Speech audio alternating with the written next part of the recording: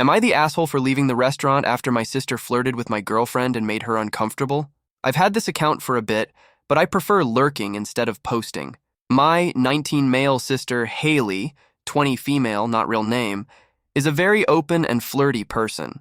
She's never put a label on her sexuality, but she has said she's attracted to everyone. Ever since we were in high school, she'd often flirt with girls I was interested in. She'd also flirt with my friends when they'd come over to hang out. Sometimes Haley would even come into my room without knocking just to talk to them. It was very uncomfortable, and some of my friends even stopped coming over to my house because of it. This made me really angry, and I told our parents, 45 male and 42 female, but they'd always say I'm being homophobic and to leave her alone. So, she'd always get away with it. A few months after she graduated, she moved out of the house, and I haven't had to deal with her flirting with my friends anymore. 7 months ago, I met my now girlfriend, Layla, 18F, and we really hit it off. We've been together a little over 4 months. One thing to note about Layla is that she's shy, so she's never voicing any concerns until after the fact. Well, I really wanted her to meet my parents, so we set up a quick dinner at a nice restaurant on Tuesday night. Without even telling me, my parents invited Haley, who was almost 30 minutes late.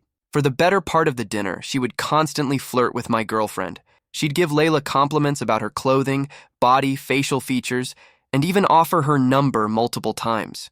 My parents would just laugh along with her antics, saying it's just how she normally is. But I could clearly see Layla was uncomfortable, so I paid my side of the bill and took her home. When we got to her house, I asked if I could spend the night, and she said yes.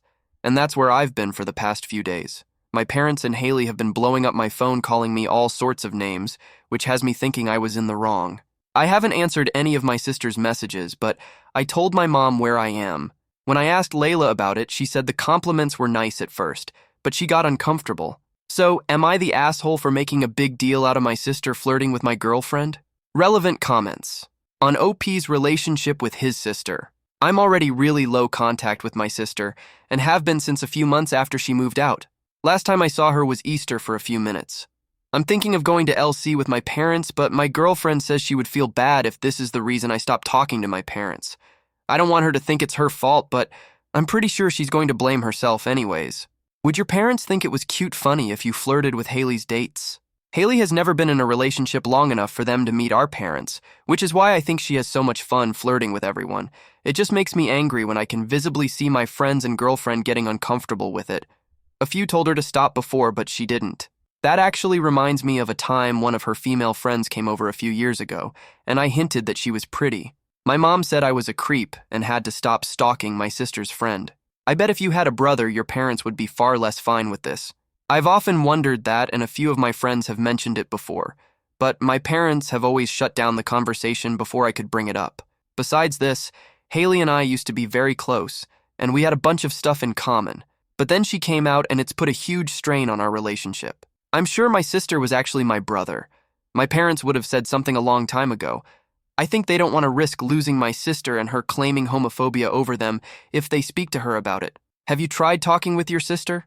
I've tried talking to her privately when this started, but she would run and tell our parents that I was bugging her. Then my parents would tell me to leave her alone. It was a constant back and forth all the time. Why do they think you are entitled? They say I'm entitled because I told my parents beforehand that I would be paying for the entire bill, so they didn't end up bringing any money with them. Apparently, my sister paid for them after I left. Update. 2 days later. Sorry this update took a few days. I'm still reeling from everything that happened. First of all, I want to thank all the people who left comments and judgments. I won't say much as I'm sure you all want to know what happened. It's a lot. I'm still disgusted and don't really know how to feel about all this. Friday night, I messaged my mom and dad to let them know I wouldn't be conversing with them unless Layla was given an apology. Up to this point, that still hasn't been received and I don't think it ever will. I also let them know I'd be stopping by on Saturday to pick up my things from the house. Well, Saturday morning, I go over to the house and bring my girlfriend's dad, who we'll call Carl, to help me. Sitting on the porch is my sister who tells me immediately she wants to talk. Anyways, we go inside and sit down, which is when she says she must tell me something without me freaking out. Basically, in a much more dimmed-down version, my sister tells me she has had feelings for me since high school, which is when I started going to the gym and slimming out a lot more. She said the main reason she flirted with all my friends is because she wanted to divert her attraction somewhere else. According to her, this is also the reason she moved out so quickly, because she couldn't stand being around me and knowing she couldn't have me. I left. I didn't get any of my stuff, and honestly, I don't know if I'll go back to get it. I blocked my sister on everything as soon as I got back to my girlfriend's house, and my mom keeps messaging me, telling me to apologize for walking out again. I don't know how to feel. I'm disgusted. I feel like throwing up all the time, and I'm not sure how I'm supposed to get up and go to work tomorrow like everything's normal. I haven't told my girlfriend or her dad yet, and I don't know if I'm going to. I have no idea if my mom or dad knows, but even thinking about it makes my head hurt. This is so much worse than I thought it was. I know a lot of people might start commenting about how this is fake, and I don't really care. I wish it was. Comments. Do your parents know? I don't know if my parents know, and I have no intention of asking. At this point, I'm just trying to calm down and think about what I'm going to do next. New update, 8 days later. Last Tuesday, I messaged my parents telling them everything my sister had told me. It wasn't until Thursday I got a reply where they called me all sorts of names. They said I was perverted, a liar, a man-child, etc. However, after messaging back and forth with them for a while, it came out on my mom's side that my sister confirmed my story and wanted me to say it was false because neither of them wanted to believe it. It's safe to say I have no intention of talking to either of them for a long time. I told my girlfriend everything on Tuesday as well. She was a lot more supportive than I initially thought, so that worked out pretty well. On Friday, we told her father, and we started looking for apartments to move into together. As for all my things back at my parents' house, my girlfriend's dad and a few of my friends went to pick up my stuff without me. I gave them a list of all the necessary things. My friends don't know why I moved out, but just that it was serious and not to ask, which leads us to today. I know a few people on my update post commented about this being fake, and as much as I wish it wasn't, this is the hell I'm living in. Over the past week, I've been looking back to my sister and I's relationship and realized a lot of stuff that isn't normal. I'd give examples, but I just want this to be over with. Comments. Wondered what the fuck happened with the sister. After seeing how the parents responded, answered that question, I'm still wondering why the parents still seem to be protecting her. I would be sympathetic if the sister just had some misplaced attraction to OP or something. Sometimes things just get in your brain and there really isn't anything you can do about it. We all have fucked up thoughts and feelings sometimes. What matters, though, is what you do about it. And that is where my sympathy evaporates. It is one thing to have some misplaced attraction. It is another for you to flirt with and/or harass people to prevent them from getting close to your brother. And to gaslight him and their parents the entire time? Inexcusably, she needed to get help a long time ago. The parents shaming OP as a pervert for trying to talk about it when they already knew and just wanted him not to say anything is the shit cherry on top of the shit sundae. That is awful. Am I the asshole for not agreeing to my sister adopt my baby? I, my 17 female, am 21 weeks pregnant. I got pregnant by accident with my ex-boyfriend. We used condoms, but it didn't work. He left me when we found out I'm pregnant. I decided to give up my baby for adoption.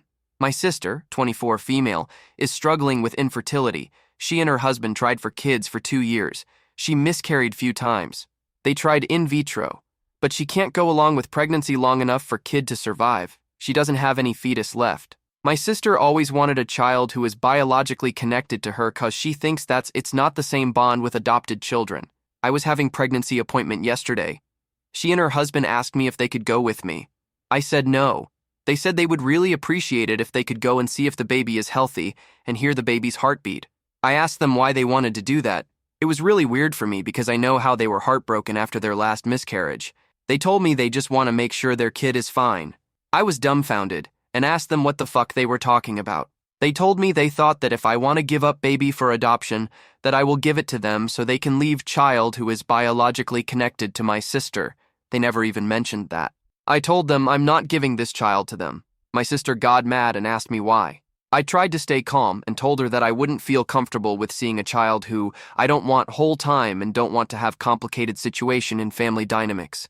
In that point, my sister started crying uncontrollable, and my brother-in-law started screaming at me, I'm a selfish bitch and how much I don't care for my sister's feeling. My sister said I'm the worst sister and mother because I prefer to give my kid to random people than to my own family. At this point, I lost my cold and snapped at her that if she wasn't so stuck up, she could have her own child by adoption. Then I told them to fuck off and just left. After that, my mom told me I'm selfish and cruel to my sister, and should stop thinking only about myself. Comment 1. Until you sign the adoption papers, the baby is still yours. Even then, in most countries, for a period of time afterwards, you still have the right to change your mind. Your sister and brother-in-law's approach to this was very entitled, manipulative, and inconsiderate. They should have been prepared for multiple conversations with you and given you time and space to think about it. They can make a request. They can't demand a baby. Then blowing up on you when they didn't get their way immediately says something about them.